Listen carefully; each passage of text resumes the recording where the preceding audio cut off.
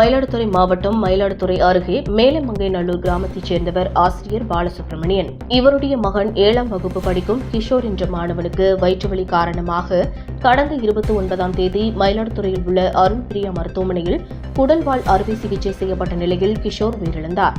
சிறுவன் கிஷோர் உயிரிழந்ததை கூறாமல் ரமணா படபாணியில் கிஷோருக்கு மருத்துவர்கள் சிகிச்சை அளித்ததாகவும் 12 வயது சிறுவனுக்கு வயதை கருத்தில் கொள்ளாமல் உடல் எடையை வைத்து அதிக அளவில் மயக்க மருந்து செலுத்தப்பட்டதாகவும் தவறான சிகிச்சையால் சிறுவன் உயிரிழந்ததாக பெற்றோர்கள் குற்றம் சாட்டி மருத்துவமனை நிர்வாகம் மீது நடவடிக்கை எடுக்க கோரி மயிலாடுதுறை மாவட்ட ஆட்சியர் மகாபாரதியிடம் மனு அளித்தனர். இந்த நிலையில் தமிழ்நாடு இந்து புரட்சி முன்னணி நிறுவன தலைவர் சந்திரகுமார், மாநில கொள்கை பரப்பு செயலாளர் அனகி செல்வம் மற்றும் கட்சியினர் உயிரிழந்த சிறுவன் கிஷோர் வீட்டிற்கு சென்று குடும்பத்தாருக்கு ஆறுதல் கூறினர். தொடர்ந்து செய்தியாளர்களிடம் இருவரும் கூட்டாக பேட்டியளிக்கையில் மாவட்ட ஆட்சியர் நடவடிக்கை எடுப்பதாக வாக்குறுதி அளித்ததை சிறுவனின் குடும்பத்தார் முழுமையாக நம்புவதாகவும், ஆனால் இதுவரை மருத்துவமனை நிர்வாகத்தின் மீது எந்தவொரு நடவடிக்கையும் எடுக்கப்படவில்லை.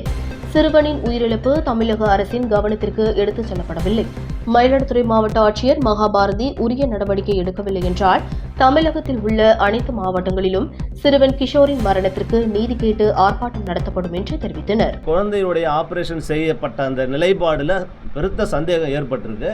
அந்த சந்தேகத்தின் அடிப்படையில் விசாரணை நடத்தணும் அப்படின்னு சொல்லி புகார் கொடுத்துருக்காங்க.